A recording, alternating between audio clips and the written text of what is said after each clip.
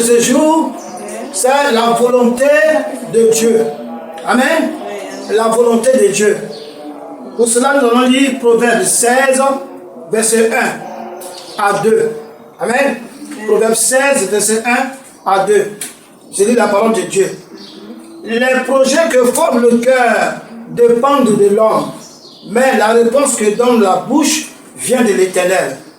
Toutes les voies de l'homme sont pures à ses yeux, mais celui qui pèse les esprits, c'est l'Éternel. Donc la Bible dit que l'homme fait des projets. Amen. L'homme fait des projets. L'homme organise, il s'organise. Et dans cette organisation, il pense que toutes les voies qu'il emprunte sont pures à ses yeux. Mais la Bible dit que c'est l'Esprit de Dieu qui pèse. Donc c'est l'Esprit de Dieu qui pèse et qui voit la valeur de cette chose. Si c'est là, tous les projets que tu fais, tous les voies que tu empruntes, si cela n'est pas pesé par l'Esprit de Dieu, si cela n'est pas dans la volonté de Dieu, alors ça sera voué à l'échec. En tout cas pour nous les chrétiens. Donc tout ce que nous entreprendons et qui réussit, c'est Dieu qui pèse l'Esprit, c'est Dieu qui le fait cela. Mais tout ce que nous faisons, qui n'est pas dans la volonté de Dieu, alors ce n'est pas Dieu qui le fait. Et si ce n'est pas Dieu qui le fait et que nous nous entêtons dessus et que cela réussit, ne croyons pas que c'est Dieu, ça veut dire que c'est le diable qui est dedans. Parce que la Bible dit que tout ce que l'on fait, toutes les voies que l'on entreprend sont pures à ses yeux. C'est-à-dire que tout ce que tu fais pour toi, c'est bien, c'est pur, c'est normal. Mais c'est l'Esprit de Dieu qui juge, c'est l'Esprit de Dieu qui pèse. Si ce que tu es en train de faire, si la voie que tu as prise est parfaite, est la volonté de Dieu, alors Dieu exauce ce que tu es en train de faire. Dieu fait que ça devienne une réalité. Ce que Dieu fait que ta volonté, ce que tu es en train de te prendre, elle soit accomplie. Donc c'est l'Esprit de Dieu qui pèse. Ce n'est pas parce que tu as pensé à quelque chose, ce n'est pas parce que tu as pris telle ou telle voie, pas parce que tu as dit telle ou telle chose, que quand ça réussit, c'est toi qui fais. Non, ce n'est pas toi. Amen. Dans ce monde, il y a deux enfants. Il y a les enfants de Dieu et il y a les enfants du diable. Les enfants du diable, ils ont leur projet que le diable soutient. Amen. Ils peuvent tuer les gens, ils peuvent réaliser des choses. Il y a des choses qu'ils font que le diable soutient et qui marchent. Nous aussi, nous chrétiens, il y a des choses que nous faisons qui sont dans la volonté de Dieu, que Dieu soutient et qui marchent. Amen. Donc tout ce que nous faisons, nous croyons que c'est juste, nous les hommes. Tout ce que nous faisons, nous croyons que ce projet-là, c'est juste aux yeux de Dieu, mais c'est Dieu qui pèse. C'est Dieu qui voit que si c'est sa volonté, ce que nous entreprenons, si c'est elle de la volonté de Dieu, alors Dieu fait quoi? Il agresse ça, Dieu bénit et ça réussit. Dans le cas contraire, ça ne réussit pas.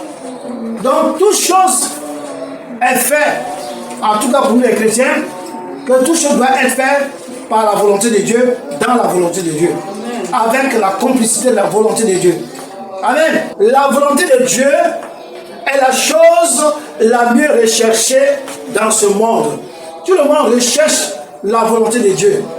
Que ce soit l'Église, que ce soit le monde, ou que ce soit le chrétien même. Tout le monde cherche la volonté de Dieu. Dans le monde, on dit, ah, moi je vais faire ça si Dieu le veut. Les musulmans disent, ah, Inch'Allah. Les chrétiens disent, par la grâce de Dieu. Amen. Donc le monde dit quoi? Et si Dieu le veut. Amen. Donc que ce soit l'église, que ce soit le chrétien, que ce soit le monde, chacun cherche quoi? La volonté de Dieu. Les gens du monde disent que si Dieu le veut, n'est-ce pas? Les chrétiens disent quoi? Par la grâce de Dieu. Les musulmans disent quoi? Inch'Allah. Que je suis par la volonté, si Dieu le veut. Tout le monde cherche la volonté de Dieu. Amen. Mais est-ce que tout le monde connaît la volonté de Dieu? Est-ce que tout le monde sait c'est quoi la volonté de Dieu? C'est ça qu'il s'agit. La plupart des enfants de Dieu attendent à la dernière minute pour chercher la volonté de Dieu. Amen. Lorsqu'ils sont dans le besoin, c'est là qu'ils cherchent la volonté de Dieu. Tout le monde est dedans, même devant moi aussi, dedans aussi. Lorsqu'ils cherchent quelque chose, c'est maintenant qu'ils cherchent la volonté de Dieu. Oh, c'est pas ça. Lorsqu'ils sont devant un problème, c'est là qu'ils cherchent la volonté de Dieu. Amen. La plupart des enfants de Dieu attendent à la dernière minute pour chercher la volonté de Dieu. Il y a la volonté de Dieu. Et la volonté de Dieu doit être pour chacun de nous tous les jours. Il y a la volonté de Dieu pour l'Église. et la volonté de Dieu pour chacun de nous, nous les chrétiens. Donc, nous ne sommes pas du monde, on n'a pas parlé du monde, nous parlons des chrétiens. Donc, il y a la volonté de Dieu pour l'Église, n'est-ce pas? Et il y a la volonté de Dieu pour tout chrétien, pour chacun de nous, je veux dire. Amen. La volonté de Dieu doit se chercher. Se chercher quand? Dès que tu rencontres le Seigneur, dès que tu deviens chrétien, tu dois chercher à connaître la volonté de Dieu pour toi, le chrétien, pour toi, ta vie. Pourquoi tu as accepté de devenir chrétien? Pourquoi tu as fait ça? Pourquoi tu as accepté? Chacun a accepté de devenir chrétien, beaucoup de personnes ont leurs raisons. D'autres ont fui les sorciers pour devenir chrétien. Amen. D'autres qui sont venus à l'église, c'est la maladie qui les a envoyés, j'ai été guéri, ils sont restés là. Amen. D'autres étaient dans la rue, j'ai écouté l'évangélisation, ils ont vu que, ah non, ça c'est intéressant. Je vais aller à l'église pour comprendre davantage. Ils sont venus, ils sont restés. D'autres sont venus pour avoir le travail. D'autres sont venus pour avoir l'argent. D'autres sont venus pour le mariage. Amen. D'autres sont venus pour le voyage. D'autres sont venus pour le visa. D'autres sont venus pour connaître le futur. Vous va voir tel prophète, il va me dire ma vie, voir le futur. Donc chacun de nous sont venus à l'église pour par quelque chose et pour quelque chose. Amen. Moi j'ai été appelé par le Seigneur très tôt, mais j'ai refusé de venir à l'église parce qu'à ce temps-là j'étais encore très jeune. Je n'avais pas encore fini avec les boîtes de nuit. Amen. Je n'avais pas encore fini avec la vie mondaine. J'étais un accro de boîte de nuit. Donc pour cela, je n'ai pas répondu au Seigneur. C'est des années plus tard, une dizaine d'années plus tard, que j'ai accepté de venir au Seigneur, de suivre le Seigneur. Amen. Donc, chacun est resté à l'église, quelque chose à faire accrocher à l'église. Donc nous ne sommes pas venus à l'église pour connaître la volonté de Dieu pour notre vie. Mais chacun est venu à l'église pour connaître la volonté de Dieu, pour chercher l'aide de Dieu, pour chercher le secours de Dieu par rapport à sa vie. Mais pas pour connaître l'église, pour connaître la volonté de Dieu. Amen. La volonté de Dieu se cherche. Se cherche. Et la volonté de Dieu se fait. Donc il faut faire la volonté de Dieu. Et pour la faire, il faut la chercher. Quand tu la cherches, tu la connais. Et lorsque tu la connais, tu cherches à faire quoi? À la faire. Amen. En toutes choses, Dieu accomplit uniquement sa volonté. Je vais dire par là que tout ce qui nous arrive en tant que chrétiens aujourd'hui, tout ce que nous faisons, Dieu ne fait qu'accomplir dans nos vies sa volonté. Ce n'est pas parce que tu cries, pas parce que tu gères, pas parce que tu fais quoi que ce soit, que Dieu exauce ta prière. Tu peux gêner, tu peux faire 40 jours de jeûne, tout et tout, mais si ce que tu demandes à Dieu là, si ce n'est pas la volonté de Dieu, si ce n'est pas ce que Dieu veut pour toi, amen, ça n'ira nulle part. Il ne veut pas répondre. Donc, c'est la volonté de Dieu qui s'accomplit uniquement dans nos vies. C'est en toutes choses, donc, Dieu accomplit uniquement sa volonté. Vous connaissez Anne. Elle jeûnait, elle priait, elle demandait à Dieu un enfant. Pendant des années et des années, elle a fait des sacrifices. Son mari me l'accompagnait. Chaque année, pour aller faire des sacrifices au temple de Dieu. Mais il n'y a pas eu quoi? Il n'y a pas eu d'enfant. Sa co-épouse se moquait d'elle, matin, midi, soir. Amen. Mais lorsqu'elle a manifesté la volonté de Dieu, lorsqu'elle a su la volonté de Dieu, ou lorsque Dieu a mis en elle ce que Dieu voulait, alors la grossesse est venue. Qu'est-ce que Dieu voulait? Dieu voulait un enfant garçon. Dieu voulait un enfant homme. Qui allait être quoi? Un prophète, un serviteur de Dieu. Dieu avait besoin d'un enfant. Donc, elle s'est levée un matin et a dit, Seigneur, si tu me donnes un enfant et que cet enfant est mâle, cet enfant va rester dans ta maison, il va te servir pour toujours. En disant ça, qu'est-ce qu'elle pensait? Elle s'est dit que, même si c'est le Seigneur qui est là-bas, on saura que j'ai fait quand même un enfant. Amen. Donc la volonté de Dieu, ce n'est pas de lui pour lui donner un enfant, mais la volonté de Dieu, c'était pour lui donner un enfant qui va venir, qui va lui révéler. Vous comprenez? Il lui donnait un enfant qui allait lui revenir. Et lorsqu'il a prononcé ces mots, Seigneur, si tu me donnes un enfant, et que cet enfant est un enfant mâle, Seigneur, je vais l'envoyer chez toi, il sera pour toi, il va te servir à jamais. Dès qu'elle a dit sa tête, la grossesse part. Amen. Donc, de fois nous prions, nous demandons des choses, et ces choses-là, nous ne les recevons pas, parce que ce n'est pas ce que Dieu veut pour nous. Ce n'est pas ce que Dieu, c'est pas la volonté de Dieu. Des fois, ce n'est pas des choses mauvaises. Demander un enfant, demander de l'argent, demander un véhicule, est-ce que c'est mauvais? C'est pas mauvais. Mais à l'instant, au moment où tu es en train de demander là, est-ce que c'est la volonté de Dieu? Si ce n'est pas la volonté de Dieu, tu n'auras pas. Tu vas dire que j'ai pris mal, je ne sais pas prier, il n'est pas bien gêné. Oh, comme je n'étais pas au culte le dimanche là, j'ai besoin de délivrance. Non, tu n'as pas besoin de tout cela. C'est parce que tout simplement, ce n'est pas la volonté de Dieu. C'est pas ce que Dieu veut. Parce que tout ce que Dieu fait, il ne fait qu'accomplir uniquement sa volonté. Donc, c'est ça qu'il s'agit. C'est pourquoi si tu n'as pas accompli la volonté de Dieu, tu ne seras pas sauvé. Parce que Dieu a une volonté. Et cette volonté-là, nous devons faire quoi? Nous devons la chercher, la connaître et la accomplir et la faire. On va lire Matthieu 7, 21 à 23. Matthieu 7, 21 à 23. Matthieu 7, 21 à 23. Ceux qui me disent, Seigneur, Seigneur, n'entreront pas tous dans le royaume des cieux, mais celui-là seul qui fait la volonté de mon Père qui est dans les cieux. Plusieurs me diront en ce jour-là, Seigneur, Seigneur, n'avons-nous pas prophétisé encore par ton nom? N'avons-nous pas chassé des démons par ton nom? Et n'avons-nous pas fait beaucoup de miracles par ton nom? Alors je leur dirai ouvertement, je vous ne vous ai jamais connu, retirez-vous de moi, vous commettez l'iniquité. L'iniquité aux yeux de Dieu, c'est ce qui n'était pas juste. Dieu a, si Dieu t'appelle, il t'a appelé à devenir chrétien, il y a une volonté de Dieu pour toi, pour ta vie, il y a une volonté. Et cette volonté, tu dois la connaître et l'accomplir. Tu dois la connaître et la faire. Si tu ne fais pas cette volonté, que tu fais autre chose, lorsque tu viens devant Dieu, il dit, il ne te connaît pas. Pourquoi? Parce que tu n'as pas travaillé selon ce qu'il voulait.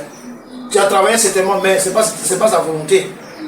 Les gens m'ont dit, on a prié, on a délivré les gens, on a fait des miracles. Mais toi, tu dis que tu ne connais pas. Il dit, je ne vous ai jamais envoyé aller faire des miracles. Je ne vous ai jamais envoyé aller délivrer les gens. Si Dieu t'appelle comme un simple frère, il te donne le don de libéralité. Dieu va t'utiliser pour vraiment apporter le bien-être, pour apporter la libéralité à l'église. Toi, tu laisses ça et tu dois faire l'évangélisation. Tu vas prier, tu vas faire toutes ces choses. Ce n'est pas dans la volonté de Dieu. On me dira, oui, qu'il a gagné des âmes. Oui, en étant dans la libéralité là, Dieu veut toucher le cœur des gens pour que tu gagnes des âmes. Gagner les âmes, ça ne va pas aller sur la route, venir à Jésus. Non. Gagner les âmes, ça fait de l'action que tu poses. Tu peux gagner les gens par ta gentillesse. Bien que la gentillesse ne soit pas, comment on appelle ça, un fruit. Tu peux gagner les gens par la douceur, si tu es une femme, par la douceur. Si tu es un homme, tu peux gagner les gens par la bonté, par tout ce que tu apportes par la libéralité. Tu peux gagner des âmes. Si tu es quelqu'un qui est l'évangéliste, tu peux gagner les âmes dans l'évangélisation. Si tu es un prophète, tu peux gagner des âmes dans les révélations, tout ça, tu peux gagner des âmes. Donc, selon que chacun appelle quelqu'un à une chose, à une œuvre, à une tâche, Dieu fait dans cette tâche, tu puisses gagner des âmes. Pas forcément de l'évangéliser. Amen. On va lire Psaume 33. Les desseins de l'Éternel subsistent à toujours, et les projets de son cœur de génération en génération. C'est-à-dire que les desseins de Dieu, les projets de Dieu, les plans de Dieu subsistent à toujours. Parce que si Dieu a des desseins pour toi, si Dieu a un plan pour toi, si Dieu a une mission pour toi, si Dieu a une volonté pour toi, cette mission, cette volonté, ce plan-là, ce dessein-là va s'accomplir. Va t'accomplir. Et si toi, il va te le révéler, cette mission, il va te la révéler. Mais si tu ne fais pas l'œuvre, si tu ne fais pas cette mission, et que tu vas faire autre chose, alors tu es en dehors de la volonté de Dieu. Est-ce que tu comprends? Si tu t'appelles à être maçon, toi tu te lèves, tu t'en être un menuisier. Tu fais cela, tu es en dehors de la volonté de Dieu. Dieu t'appelle à être une diaconesse. Tu te lèves, tu vas aller prêcher. Tu dis, ouais, je suis prophétesse, je suis pastoresse. Tu fais ça, oui, mais tu es en dehors de la volonté de Dieu. C'est ça que Dieu dit. Dieu dit que sa volonté subsiste. Ses desseins subsistent, c'est-à-dire sont éternels. S'il a dit quelque chose pour toi, s'il a une mission pour toi, cette mission, cette volonté, ce qu'il a gardé pour toi, ce qu'il a projeté pour toi, ce qu'il a créé d'avance pour toi, c'est ça que tu dois accomplir. Si tu refuses d'accomplir cela et que tu fais autre chose, et croyant que quand tu vas mourir, tu vas au ciel, la Bible dit dans Matthieu 7, 21 que tu n'iras nulle part parce que tu n'as pas fait la volonté de Dieu. Donc les plans de Dieu, les projets de Dieu subsistent tous les jours. Subsistent. C'est-à-dire que sont éternels. Amen. Pour faire la volonté de Dieu, il faut la connaître. Il faut la connaître bien avant. Pour conduire une voiture, il faut connaître le code de route, la route. Pour conduire une voiture, il faut savoir comment elle fonctionne. Amen. Pour faire la volonté de Dieu, il faut la connaître bien avant. Il faut la connaître bien avant. Amen. Et cette volonté doit être quoi? Doit être cherchée dès le premier jour qu'on rencontre le Seigneur. Dès le premier jour que tu rencontres le Seigneur, dès que tu as accepté le Seigneur, tu passes par le baptême de l'eau.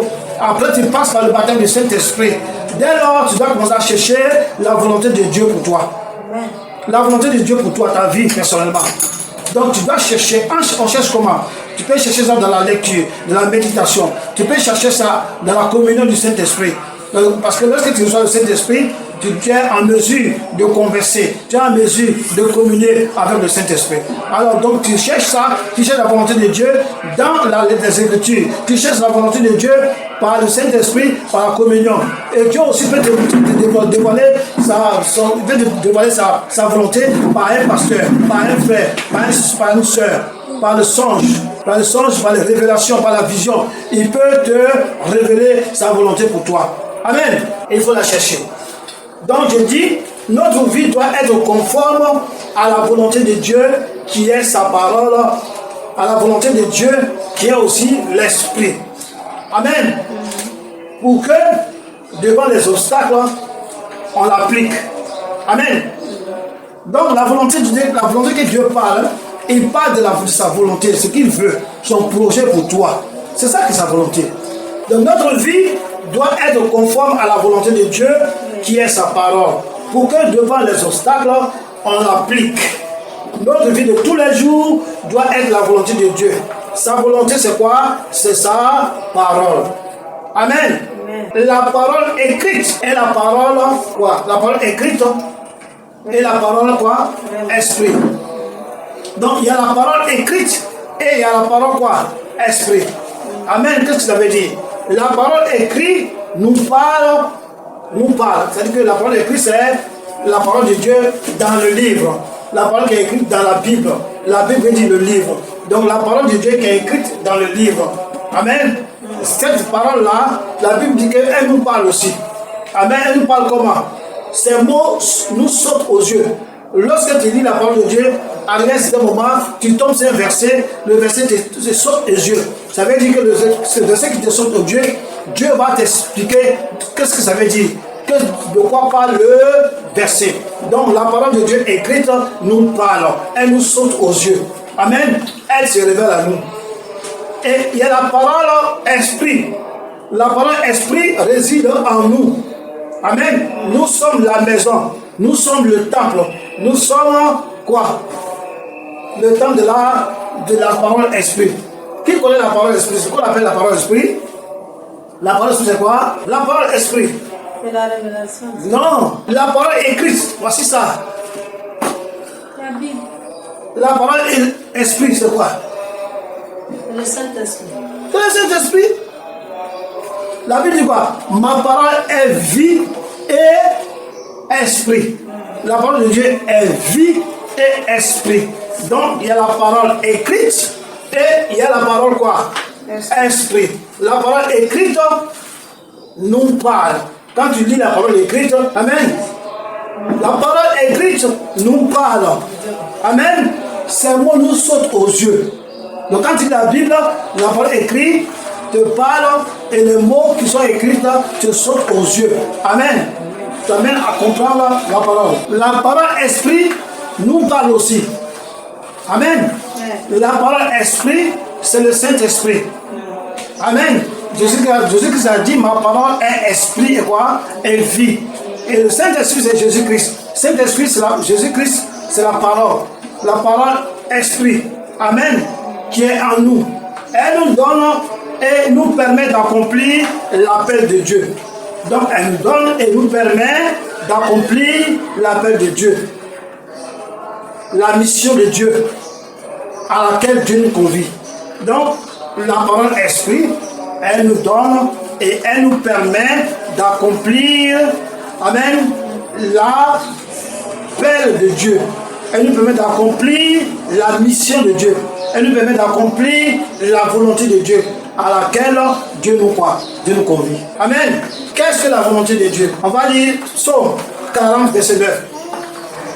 Qu'est-ce que la volonté de Dieu? Psaume 40, verset 9. J'ai dit la parole de Dieu. Je veux faire ta volonté, mon Dieu. Et ta loi est au fond de mon cœur. Et j'annonce la justice dans la grande assemblée. Voici, je ne ferme pas mes lèvres, Éternel, tu le sais. Je ne retiens pas dans mon cœur ta justice. Je publie ta vérité et ton salut. Je ne cache pas ta bonté et ta fidélité dans la grande assemblée. Qu'est-ce que la volonté de Dieu? La volonté de Dieu, c'est quoi? Il a dit ici, et ta loi est au fond de mon cœur. La loi de Dieu, c'est la volonté de Dieu. Amen. Il dit, voici, je ne ferme pas mes lèvres, et tu le sais, je retiens dans mon cœur ta justice, toujours la loi. Amen. Je publie ta vérité et ton salut, Jésus-Christ. Amen. Je retiens ta loi dans mon cœur, je publie ta vérité et ton salut. Quel est le salut? Jésus-Christ est le salut. Amen. Quel est ton salut? Je ne cache pas ta bonté et ta fidélité dans la grande assemblée. Amen. Donc, la volonté de Dieu, c'est la loi de Dieu. La volonté de Dieu, c'est le salut de Dieu. La loi est le salut de Dieu. Donc, nous devons serrer dans notre cœur la loi de Dieu. Nous devons connaître le salut de Dieu. C'est ça que la volonté. La volonté de Dieu, c'est lorsque nous accomplissons, comment on appelle ça, la mission que Dieu nous appelle, pour laquelle nous appelle. Dieu fait de nous d'abord des chrétiens et il nous donne une mission. Amen. Dieu fait de nous des chrétiens et il met en nous un appel, une mission et une volonté à accomplir. C'est là qu'il s'agit. Donc la volonté de Dieu, c'est la loi. La volonté de Dieu, c'est son salut. Il faut connaître ça par cœur. Amen. C'est ça qu'il s'agit. La volonté de Dieu, c'est la parole de Dieu. Pas une connaissance intellectuelle ou une connaissance spirituelle. Non. La volonté de Dieu, c'est la parole de Dieu. La volonté de Dieu, c'est sa parole. Amen. Celui qui a la parole de Dieu doit être conforme à l'Esprit de Dieu. Donc, si tu as la parole de Dieu en toi, tu dois être conforme. Ta vie doit être conforme à ce que la parole de Dieu, à ce que l'Esprit de Dieu veut, à ce que l'Esprit de Dieu dit. Pour chacun de nous, l'Esprit de Dieu a une volonté. À chacun de nous, l'Esprit de Dieu a une parole. Amen. Pour nous. Donc, connaître, avoir l'Esprit de Dieu, avoir la parole de Dieu, nous devons être conformes à l'Esprit de Dieu. Être conforme à quoi? On doit être conforme à ce que l'Esprit de Dieu fait. Il dit, pour nous, nous devons faire quoi? L'accomplir. Nous sommes conformes, on doit être conforme à la loi, conforme à la volonté de Dieu, conforme à l'Esprit de Dieu. Amen. Amen. Amen. Celui qui est conforme à l'Esprit de Dieu, il devient un avec l'Esprit de Dieu. Amen. Donc être conforme à l'Esprit de Dieu, c'est faire ce que l'Esprit de Dieu veut, être ce que l'Esprit de Dieu veut que tu sois, être en conformité, être conforme à l'Esprit de Dieu. Alors si tu es conforme à l'Esprit de Dieu, si tu as la parole, si tu as la parole de Dieu, tu es conforme à l'Esprit de Dieu, vous êtes quoi? Un. Il devient un. C'est ça qu'il s'agit. Celui, pour faire la volonté de Dieu, il faut la connaître et l'appliquer à soi-même. C'est ça qu'il s'agit. Donc, pour être un avec l'Esprit de Dieu, il faut connaître la parole de Dieu, il faut connaître la volonté de Dieu pour toi et l'appliquer à toi-même. Et lorsque tu connais la volonté de Dieu pour ta vie et que tu l'appliques à toi-même et que tu accomplis cette mission, la Bible dit que tu deviens un avec le Saint-Esprit. C'est ça qu'il s'agit. Si quelqu'un ne fait pas la volonté de Dieu, si quelqu'un n'accomplit pas la volonté de Dieu, si quelqu'un ne suit pas la volonté de Dieu, si quelqu'un ne tient pas compte de la volonté de Dieu, il ne peut être le frère de Jésus-Christ. Parce que Jésus-Christ a fait la volonté de Dieu. Et toi, étant né de nouveau, étant né en Christ, deviens aussi comme Christ, alors tu deviens frère de Christ. Si tu fais la volonté de Dieu, si tu accomplis la volonté de Dieu, comme Christ a accompli la volonté de Dieu, si toi aussi tu connais la volonté de Dieu et que tu l'accomplis et que tu fais la volonté de Dieu, alors tu deviens frère. Amen. La Bible dit que nous sommes co-héritiers avec Jésus-Christ. Donc Jésus-Christ est notre frère. Nous sommes co-héritiers. Donc des fois Jésus-Christ est notre frère, des fois il est notre Seigneur, des fois il est le Dieu Tout-Puissant. Voilà, il y a beaucoup de titres. Amen. Beaucoup d'attributs. On va lire Jean 6, 38 à 40. Car je suis descendu du ciel pour faire non ma volonté, mais la volonté de celui qui m'a envoyé. Or, la volonté de celui qui m'a envoyé, c'est que je ne perde rien de tout ce qu'il m'a donné, mais que je le ressuscite au dernier jour. La volonté de mon Père, c'est que quiconque voit le Fils et croit en lui ait la vie éternelle. Et je le ressusciterai au dernier jour. Amen. La volonté de Dieu pour l'homme. Donc Christ est venu faire la volonté de Dieu pour l'homme. Tout le travail que Christ est venu faire, il est venu faire ça pour nous. Vous comprenez? La volonté de Dieu que Christ est venu accomplir, c'est de faire ça pour nous. Donc sa volonté est que Jésus-Christ nous sauve. Amen. Et qu'il nous ressuscite le dernier jour. Voilà la volonté de Dieu que Jésus-Christ est venu accomplir. Amen. La volonté de Dieu que Jésus-Christ est venu accomplir. Donc, la volonté de Dieu pour l'homme, c'est d'être quoi? Sauvé. Si Dieu a envoyé son Fils sur la terre, c'est une volonté. Son Fils est venu pour faire quelque chose. Et cette volonté-là, c'est pour notre salut. Amen. C'est qu'on soit sauvé. Donc, la volonté de Dieu que Christ est venu accomplir sur la terre, c'est pour que nous soyons sauvés. Maintenant, lorsque nous sommes sauvés, il y a une volonté aussi que Dieu nous incombe maintenant. Il y a une volonté que Dieu nous donne. Comme Dieu a donné une volonté à son Fils, comme Dieu a donné une mission à son Fils à accomplir, il a accompli cette mission et à cause de cette mission, aujourd'hui, nous sommes sauvés. Maintenant que nous sommes sauvés, Dieu nous donne aussi une volonté. Il nous donne aussi sa volonté, il nous donne aussi une mission. Il nous donne aussi une vocation, quelque chose qu'on doit faire. Amen. Que nous aussi, à notre tour, on doit accomplir.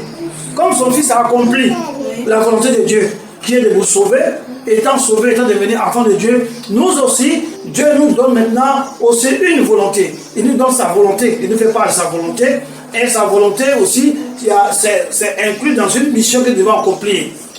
Mais, si on n'accomplit pas cette mission, la Bible dit dans Matthieu 7, 21, qu'il ne nous connaît pas, quand on va au ciel. Donc, c'est obligatoire de connaître la volonté de Dieu pour toi. La volonté de Dieu pour ta vie, c'est obligatoire. Parce que si tu n'accomplis pas la volonté de Dieu pour ta vie, tu vas dans l'enfer. Amen. Donc, il y a des gens qui sont là, qui accomplissent la volonté du diable, qui sont les enfants du diable. Et il y a des gens qui sont là, qui accomplissent la volonté de Dieu, qui sont les enfants de Dieu. Amen.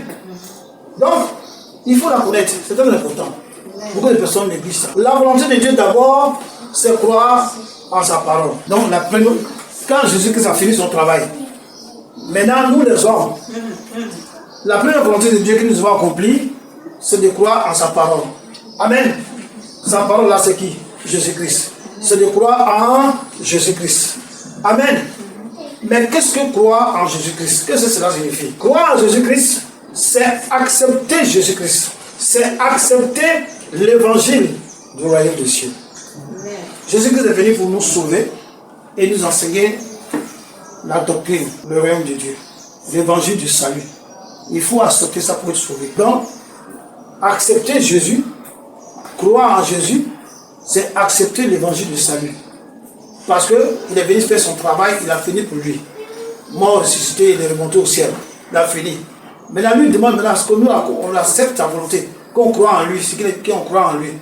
Et croire en lui, c'est accepter l'évangile du salut qu'il a laissé. Croire en lui, c'est accepter l'évangile. Quand il dit je crois en Jésus, mais tu n'es pas baptisé. Tu ne crois pas à la parole écrite ni juste. Croire en Jésus n'est pas devant te dire, regarde ce que tu me dis, je crois en ça. Non, Jésus-Christ, il n'est pas là avec nous, bien qu'il soit là. Mais croire en lui, c'est croire à sa parole. Croire à l'évangile. Amen. Croire à l'évangile. Et d'abord, avant de parler d'évangile, avant de parler de sauver, il faut que tu sois né de nouveau. Donc il y a une parole à laquelle tu dois croire pour que tu sois né de nouveau. Tout ça, ça fait partie de l'évangile. Amen. On va lire Jean 3, verset 3.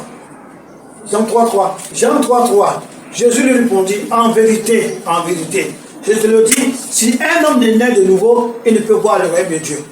Premièrement, Jésus-Christ dit que celui qui n'est pas né de nouveau, il ne va pas voir le royaume des cieux. Donc le fait n'est pas de venir à l'église pour être sauvé. Le fait, ce n'est pas de venir dormir à l'église ou bien d'évangéliser et tout cela. Il faut d'abord être né de nouveau. Lorsque tu es né de nouveau, alors tu es maintenant capable, habilité à voir le royaume des cieux. Et comme maintenant tu as le royaume des cieux, tu dois aller maintenant vers d'autres personnes afin qu'eux aussi puissent croire et avoir le royaume des cieux. Amen. Verset 5 dit quoi? Jésus lui répondit, en vérité, je te le dis, si un homme est né d'eau et d'esprit, il ne peut entrer dans le royaume de Dieu. Donc tu dois être né d'eau et d'esprit. Amen. Tu es né d'eau et par l'esprit tu reçois la nouvelle naissance. Amen.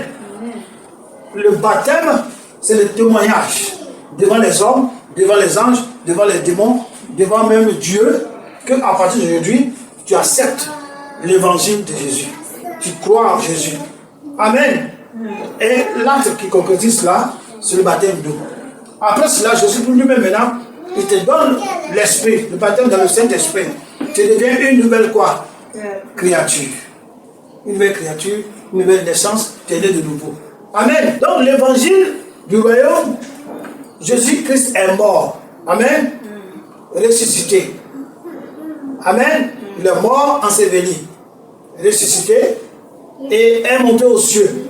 Amen. C'est ça. Mais la première action que tu dois poser, tu dois passer par la repentance. La repentance qui est la mort du chrétien, la mort du Christ. Donc tu es mort avec Christ. Quand tu te repens, ça veut dire quoi? J'abandonne ma vie passée. Maintenant, ma vie, la vie qu'elle a maintenant, ça devient la vie en Jésus. La vie selon la volonté de Jésus. C'est plus ta volonté. Donc tu es mort spirituellement. C'est ce que ça veut dire. Amen. Enseveli, c'est le baptême d'eau. Tu es enseveli, tu es baptisé. Amen. Et la résurrection par l'Esprit de Jésus. Le baptême dans le Saint-Esprit. Donc tu es ressuscité avec Jésus. Tu es mort, enseveli, ressuscité avec Jésus. Amen. C'est ça qu'il s'agit. La résurrection par l'Esprit de Jésus. La Bible dit que celui qui n'a pas l'Esprit de Dieu ne l'appartient pas. Amen. Donc il faut être baptisé et être baptisé dans le Saint-Esprit, qui est Acte 1, verset 8. Il dit, vous recevrez une puissance, le Saint-Esprit survenant sur vous. Acte 1, 8. C'est ça qu'il s'agit. Romains 8, verset 11. Dit quoi? Romains 8, verset 11. Ainsi l'Esprit de celui qui a ressuscité Jésus d'entre les morts habite en vous. Celui qui a ressuscité Christ d'entre les morts rendra aussi la vie à vos corps mortels par son esprit qui habite en vous. Donc, lorsque tu reçois le baptême du Saint-Esprit, tu reçois l'Esprit de Dieu. Tu reçois le Saint-Esprit. Donc, de par le Saint-Esprit, tu es déjà ressuscité. De par le Saint-Esprit, tu es né de nouveau, tu es sauvé. Amen. Donc, il est possible de se repentir, d'être baptisé et de ne pas recevoir l'Esprit de Dieu. Les gens sont repentis. Ils ont été baptisés, plongés dans l'eau. Mais ils n'ont jamais été baptisés dans le Saint-Esprit. C'est-à-dire qu'ils n'ont jamais reçu le Saint-Esprit. Et ça, c'est mauvais. Il faut forcément recevoir le Saint-Esprit. Parce que le Saint-Esprit est le gage de ton appartenance à Dieu. Le Saint-Esprit te permet qu'au dernier jour d'être ressuscité. Le Saint-Esprit te permet d'être sauvé. Quelqu'un qui a l'Esprit de Dieu est déjà sauvé. Amen. Donc, ne pas recevoir la nouvelle naissance, c'est la mort. Ne pas recevoir la naissance, c'est la mort. Donc passer par les eaux du baptême lorsqu'on accepte Jésus, on accepte l'évangile du salut, et Jésus-Christ nous baptise dans son esprit. On est de nouveau. Amen. Et de cela, on fait partie du royaume. On fait partie des fils du royaume, des filles du royaume. Amen. Cherchons à quitter l'esprit d'enfants chrétiens. Et les gens depuis 20 ans sont chrétiens, 10 ans, ils sont 15 ans, ils sont chrétiens, ils sont toujours enfants de Dieu. Amen. Je sais que ça a été enfant, après il est devenu fils. Amen. Il est devenu adulte. Donc, nous devons chercher à quitter l'état enfant chrétien. Amen. Pour passer à l'état adulte. Quelle est la différence entre l'enfant chrétien et adulte? L'enfant chrétien, enfant, il a sa manière de se comporter, la manière de se présenter devant le Seigneur. L'adulte, il a aussi sa manière. Amen. Donc, arrêtons de passer le temps à demander à répétition au Seigneur. Ça, c'est l'enfant chrétien qui fait ça. Nous devons rentrer dans l'adoration. Ça, c'est l'enfant adulte. L'enfant chrétien passe tout son temps à demander à répétition. Seigneur, donne-moi. Seigneur, fais ça. Seigneur, fais ça. Seigneur, fais ça. Seigneur, fais ça. Amen. Non. Ils devront devenir, comment on appelle ça, les chrétiens adultes. Amen. L'élévation découle de la croix. Le changement découle de la croix. Amen. Ce n'est pas en multipliant les paroles vaines qu'on possède quoi que ce soit. Donc ce n'est pas en multipliant les paroles vaines qu'on est béni. Ce n'est pas en jeûnant, en priant trop qu'on est béni. Amen. En jeûnant, en priant qu'on est béni. Mais la bénédiction découle de la croix. Amen. Donc ce n'est pas en multipliant des paroles vaines qu'on possède quoi que ce soit. Pour ceux qui sont déjà en Jésus, ceux qui sont déjà en Jésus ont été bénis. Tous ceux qui sont en Jésus sont déjà bénis. C'est pas maintenant que tu as cherché la bénédiction. Oh Seigneur, béni soit, bénis-moi, oh bénis-moi. Nous on dit sois béni aux gens à la maison. Ça c'est une contradiction. Sois béni, tout ça là, c'est pas. Donc, on ne doit même pas dire ça. Amen. Nous sommes déjà bénis en Christ. Nous sommes déjà bénis en Christ. Nous sommes déjà bénis. Amen. Nous sommes déjà bénis. C'est pas quand quelqu'un va te dire sois béni que c'est seulement maintenant que tu vas être béni. Non. Tu es déjà béni en Christ. Tu es déjà restauré en Christ. Amen. Donc c'est maintenant que le gars est déjà chrétien, il dit oh Seigneur, restaure-moi, restaure-moi, restaure-moi. Non, tu es déjà restauré. Amen. Ça, ce sont les erreurs que nous faisons. Seigneur, bénis-moi, tu es déjà béni en Christ. Seigneur, restaure-moi, tu es déjà restauré. Parce que si tu n'es pas restauré, tu ne seras pas devant Christ en train de parler. Tu seras encore comme un païen. Mais comme Dieu t'a délivré, il t'a béni, il t'a restauré. C'est pourquoi tu es devant lui, tu parles. Amen. Dieu nous a déjà comblés en toutes choses. Dieu nous a déjà comblés en toutes choses. Nous les chrétiens, nous avons une foi bizarre. Oh Seigneur, bénis-moi, sois bénis-moi, bénis-moi. La bénédiction découle de la croix. La bénédiction vient de Dieu. Et c'est la volonté de Dieu qui s'accomplit. Amen. C'est la volonté de Dieu qui s'accomplit. Ce n'est pas la volonté de quelqu'un. Tu peux crier, bénis-moi, demande ça, demande ça. Si ce n'est pas la volonté de Dieu, tu n'auras pas ça. Tu vas croire que tu pries mal. Tu vas croire que tu ne sais pas prier. Tu vas croire que non, comme tu n'as pas gêné. Non, comme tu as bien des délivrances. Ce n'est pas ça. Non. C'est la volonté de Dieu qui s'accomplit. Amen. On va lire Colossiens 1, 12 à 15. Rendez grâce au Père qui vous a rendu capable d'avoir part à l'héritage des saints dans la lumière, qui nous a délivrés de la puissance des ténèbres et nous a transportés dans le royaume du Fils de son amour, en qui nous avons la rédemption, la rémission des péchés. Il est l'image du Dieu invisible, le premier-né de toute la création. Amen. Car en lui ont été créées toutes les choses qui sont dans le ciel, sur la terre, les visibles et les invisibles, les trônes, dignité, domination, autorité. Tout ça a été créé par lui. Amen. Donc, c'est en Dieu que nous avons été quoi, que nous avons reçu la rédemption, sauvé. Amen. C'est en Dieu que nous avons eu la rémission des péchés, le pardon. Amen. C'est en Dieu que nous avons eu la bénédiction. La Bible dit que Dieu nous a transportés dans le royaume. Est-ce que dans le royaume de Dieu, là-bas, il y a le manque? Est-ce qu'il y a la pauvreté? Est-ce qu'il y a la misère? Non, il n'y en a pas. Dans le royaume de Dieu, il n'y a que quoi? L'adoration. Amen. Il n'y a que l'adoration. Dans le royaume de Dieu, on ne demande pas, demande du Père, demande au Seigneur, je veux ça, je veux ça. Non, là-bas, on adore Dieu. Amen. On adore Dieu. Tout chrétien doit d'abord adorer Dieu. Si tu as 15 heures de prière, sur les 15 heures de prière, tu as 10 heures d'adoration et 5 heures de prière. Amen. C'est ça qu'il s'agit. Donc, nous sommes là à prier. Nous sommes là à demander. Mais Dieu ne se sauve pas parce qu'on prie. Dieu ne se sauve pas parce que nous prions, parce que nous demandons. Mais Dieu exauce parce que c'est sa volonté. Amen. Mais je ne pas dit de prier. Il peut arriver que Dieu te révèle de prier par rapport à quelque chose. Parce que Dieu veut manifester sa volonté par rapport à cette chose. Dieu te demande de prier des fois parce que par rapport à une attaque qui vient. Dieu veut manifester sa volonté en s'attaquant à l'attaque qui vient. Amen. Dieu te demande de faire des jeûnes parce que Dieu veut te fortifier. Donc, accomplir sa volonté qui est de te fortifier. Donc, lorsque nous prions, la Bible dit que celui qui a la communion avec le Saint-Esprit, il parle au Saint-Esprit, le Saint-Esprit lui parle. Et ce que le Saint-Esprit veut que tu fasses pour que lui il accomplisse sa volonté de ta vie, il va te le dire. Il ne va pas te le cacher. Il va te le dire. Il va dire aujourd'hui, prie par rapport à telle chose. Prie par rapport à telle chose. Et tu pries et lui il accomplit sa volonté. Donc toutes les prières que nous faisons sont pour l'accomplissement de la volonté de Dieu. Ce n'est pas parce que nous on veut quelque chose, parce qu'on est capable de faire quelque chose. Non, nous prions pour accomplir la volonté de Dieu. Et pour accomplir la volonté de Dieu, il faut la connaître. Et comment la connaître? C'est être en communion avec le Saint-Esprit qui va te dire la volonté de Dieu. Lire la Bible, la méditer, tout enseigner sur la volonté de Dieu. Amen. Amen. Donc, quand je dis de ne pas prier, les gens vont penser qu'on ne doit pas prier. Mais on prie par le Saint-Esprit. Et les prières de remerciement, tu peux le matin, au Seigneur, je bénis ton nom, merci pour cette journée que tu m'accordes. Oui, c'est normal de remercier. Ça, c'est pas, ça, c'est comme ça, rendre grâce à Dieu, être reconnaissant au bienfait de Dieu. Amen. Mais les prières du Seigneur, donne-moi, non, c'est pas ça.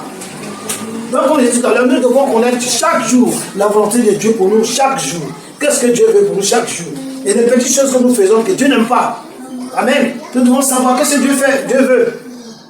Ne fais pas ça, ne fais pas ça. Ou fais ça, fais ça. Et tu agis selon ce qu'il dit, tu rentres dans sa volonté parfaite. Et lui, connaissant toutes choses, connaissant que tu as besoin d'argent, tu as besoin d'enfants, tu as besoin de voyager, tu as besoin de quoi que ce soit, lui, il sait cela. Amen. Alors, il va pouvoir ça, sans même que tu demandes. Amen. Apocalypse 2 et Apocalypse 3. Amen. Sur les 7 églises d'Asie, le Seigneur a dit, je connais tes tribulations. Je connais tes souffrances. Amen. Donc Dieu, il sait toutes choses. Dieu sait que tu souffres. Dieu sait que tu as des tribulations. Dieu sait que tu as le manque. Dieu sait que tu n'es pas à l'aise. Tu es malade. Dieu, il sait tout cela. Mais la seule chose qu'il veut est que tu commences à demander à Dieu, Seigneur, qu'est-ce que tu m'as appelé pourquoi? Qu'est-ce que je dois faire? Lorsque tu sais ce que tu dois faire, tu vas lui demander, Seigneur, comment faire cela? Lui va te montrer comment le faire. Et en le faisant, il va combler tes besoins financiers. Il va combler tes besoins, on fait ça, il va te combler de la santé. Il va te combler d'une famille, des enfants. Lui, il va donner ça que tu demandes. Amen. Ça que tu demandes. La seule chose dont nous devons chercher à connaître qu'est-ce que Dieu veut. Quelle est la volonté de Dieu? Et comme Dieu habite en nous, c'est facile de lui demander. Beaucoup de personnes ne parlent pas au Saint-Esprit. Ils ne savent même pas qu'il y a le Saint-Esprit en eux. Or, la Bible dit quoi? Que le consolateur, quand il va venir, le Saint-Esprit va venir, il va nous conduire en toutes choses. Il va nous révéler les choses cachées. Il va nous enseigner. Mais si tu ne le sollicites pas, c'est comme tu vis dans une maison avec quelqu'un et la personne, quand tu sors matin, tu ne dis pas bonjour à la personne. Quand la personne te dit bonjour, tu ne réponds pas. Tu fais ce que tu veux. Mais quand tu as des problèmes, quand tu viens maintenant vers la personne, il va dire, mais toi, tu te fous de moi ou quoi? Chaque matin, quand tu te réveilles, c'est tu me salues. Est-ce qu'on cause? Est-ce qu'on se connaît? Tu veux m'expliquer des problèmes de quoi? C'est la même chose. Donc le Saint-Esprit vit en nous, nous devons être camarades avec lui. Nous devons être frères avec lui. Nous devons être participants avec lui. Nous devons causer avec lui. Nous devons demander Seigneur, qu'est-ce que tu veux? Être en communion en communication parfaite avec lui. Être en symbiose. Et lorsque nous sommes en symbiose, alors il va nous dire instinctivement ce qu'il veut qu'on fasse. Et lorsqu'on va faire ce qu'il veut qu'on fasse, les bénédictions suivent. Vous comprenez? Il dit fais ça, je vais te bénir. Dans Deutéronome. Si tu obéis à la volonté, à ma volonté, on va lire Deutéronome, on va lire. Deutéronome 28. Amen. Deutéronome 28, verset 1. Il dit, si tu obéis à la voix de l'Éternel, si tu obéis à la volonté de Dieu, si tu obéis à ce que Dieu veut que tu fasses, alors voici les bénédictions qui vont t'accompagner. Si tu obéis à la voix du Saint-Esprit qui est en toi, si le Saint-Esprit dit jeûne aujourd'hui, tu jeûnes. Le Saint-Esprit dit va prier pour tel frère, tu vas prier. Le Saint-Esprit dit va participer aujourd'hui au culte, tu vas participer. Si le Saint-Esprit dit aujourd'hui tu dois faire des prières, tu dois prier pour tel frère, tu dois rendre visite à telle personne, tu dois le faire. Et il dit si tu obéis à la voix. Donc le Saint-Esprit parle. Amen. Notre Dieu il est vivant. Les gens disent que Jésus-Christ est vivant. Il est vivant. Mais est-ce qu'en toi il est vivant? Est-ce qu'en toi il parle? Est-ce qu'en toi tu parles et t'entends? Toi aussi, lui s'il parle, tu l'entends. Est-ce que vous communiez? Notre Dieu n'est pas du bois. Notre Dieu n'est pas en silence. Il n'est pas un Dieu, excusez-moi du terme, un Dieu Bouddha, un Dieu Marikari, un Dieu musulman. Notre Dieu est vivant, il parle, il entend. On l'entend à l'intérieur de nous, on l'entend dans nos oreilles et nous parle dans le rêve. Dieu nous parle. Et c'est parce qu'il te parle que tu peux connaître sa volonté. C'est parce qu'il te répond que tu peux connaître sa volonté. C'est parce que tu es en communion avec lui. Lorsque tu as un ami, vous marchez ensemble, tu dis, vous marchez, vous causez. Tu sais, il va te dire, ah, tu sais, moi, je vois ce qu'il veut qu'on fasse. Hein. La Bible dit que est-ce que deux marchent-ils ensemble sans se convenir à l'avance? Est-ce que le Saint-Esprit est en toi? Est-ce que toi et le Saint-Esprit, vous marchez ensemble avec vous êtes convenus? Être convenu, c'est quoi? Connaître la volonté du Saint-Esprit. Si le Saint-Esprit te dit, voilà ma volonté, tu dis, ah ok, je suis d'accord. Donc vous êtes convenus à accomplir cela, à accomplir cette mission. Alors le Saint-Esprit, quand tu le fais, il te bénit. Amen. Donc, la première des choses à faire, c'est l'adoration. Amen.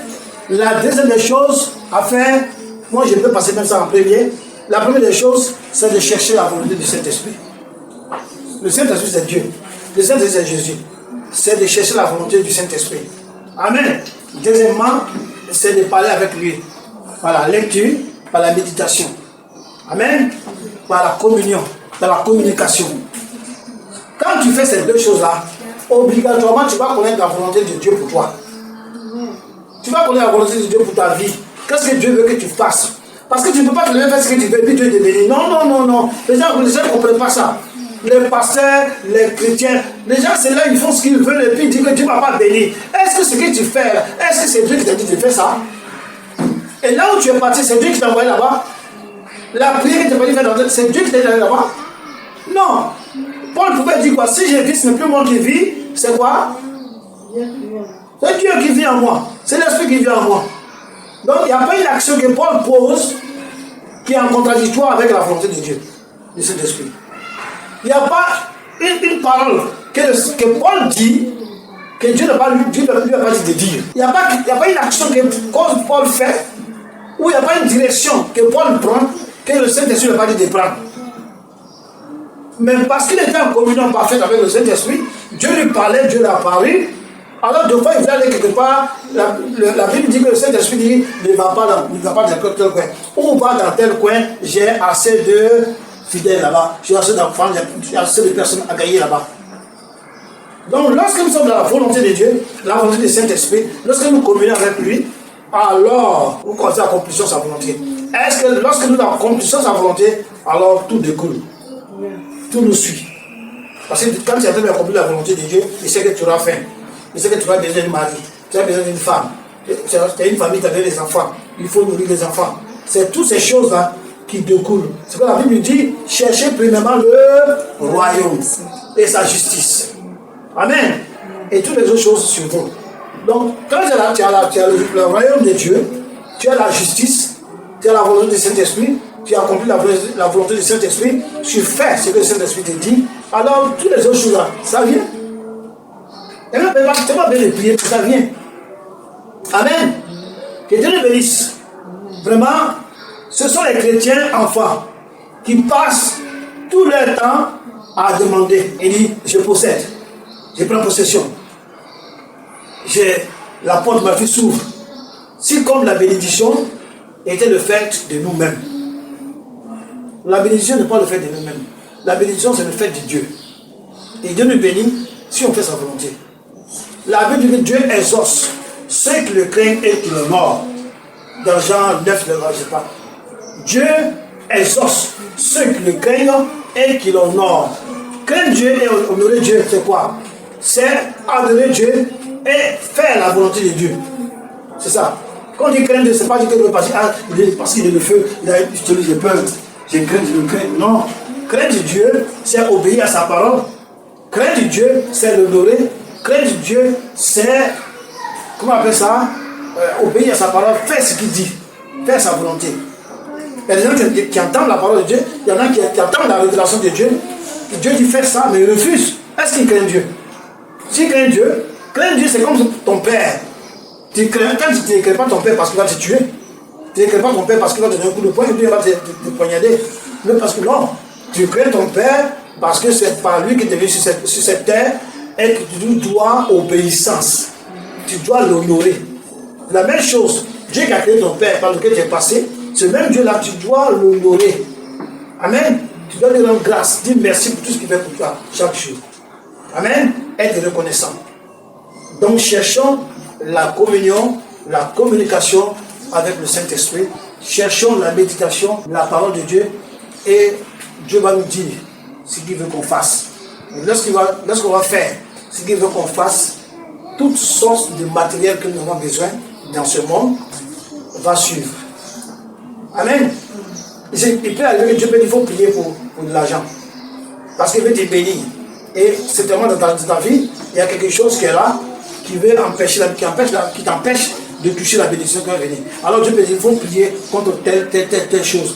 Et quand tu pries, Dieu dégage ça et tu reçois la bénédiction. Donc ce n'est pas parce que tu as prié que Dieu te bénit, mais Dieu voulait te bénir et que l'obstacle est là, Dieu te dit de prier pour que cette personne quitte et lui te bénit. Amen. Donc la bénédiction, c'est le fait de Dieu. Ce n'est pas nous-mêmes. Donc, je possède, je prends possession. Oh, je prends la porte, je possède la porte de l'année. Tout ça, c'est diabolique. Amen. Nous qui sommes là, nous savons que notre enfant, le matin, il a besoin de déjeuner. À midi, il doit manger. Le soir, il doit manger. D'autres mères vont prendre souper. Nous savons cela. Nous achetons cela. Nous savons que le matin, on doit laver l'enfant. Amen. À midi, il doit manger, il doit aller faire la sieste. Le soir, il doit manger. Nous, on sait ça. L'enfant ne nous demande pas. Il dit non, je veux manger. Non, il ne demande pas. Automatiquement, nous lui donnons. C'est pas de fois qu'il n'y a pas les moyens, peut-être, l'enfant a faim, il dit j'ai faim. Sinon, de fois qu'il y a les moyens, l'enfant ne demande pas. De fois quand il dit non, je ne mange pas, il n'a pas faim. Il n'a pas demandé. Tu nous donnes, il n'a pas faim. Donc, c'est instinctif que nous donnons à manger nos enfants, que nous occupons de nos enfants, que nous achetons des vêtements pour nos enfants, que nous donnons des chaussures pour nos enfants. C'est instinctif. C'est-à-dire qu'il n'a pas besoin de dire j'ai besoin de chaussures. Toi, tu le vois, tu sais qu'il a besoin de chaussures, tu lui donnes. Il n'a pas besoin de dire j'ai besoin d'enfants, de vêtements. Toi, tu vois, tu sais qu'il a besoin de vêtements, tu achètes, tu lui donnes. Lui, il ne fait qu'être content. Ah, papa m'a acheté. Ah, maman m'a acheté. Ah, maman m'a acheté. Il est content. Il n'a pas demandé. C'est la même chose avec Dieu. Amen. C'est ce que Dieu met à moi où je suis en train de parler maintenant. Il dit, je suis comme vous. De la même manière que vous veillez au bien-être de votre enfant, moi aussi je veille au bien-être de vous. Mais si vous ne pouvez pas faire ce que je dis, si vous ne pouvez pas accomplir la mission que je vais vous confier, si vous faites en fait à votre tête, comment je peux vous bénir? Amen. C'est ça qu'il s'agit. Donc crier, c'est diabolique. Si Dieu veut nous bénir, il va nous bénir. Et Dieu ne peut rien faire, te faire sans t'avertir. La Bible dit que si Dieu veut quelque chose dans la vie, il va te dire, voilà ce qu'il veut faire, voilà, je veux que tu pries comme ça. Là, c'est direct. Et Dieu veut faire ça, il te dit qu'il faut prier comme ça. Quand tu pries, voilà la solution. Amen. Là, c'est quand il y a un obstacle. Nous bénissons le nom de Dieu. Vraiment que Dieu nous bénisse. Nous allons laisser les messages de je reçois, je possède, je prends, laissons ça. Cherchons la communion du Saint-Esprit. Il va nous faire sa volonté. Lorsque nous allons la faire, alors la bénédiction va découler. Que Dieu nous bénisse. Amen. Amen.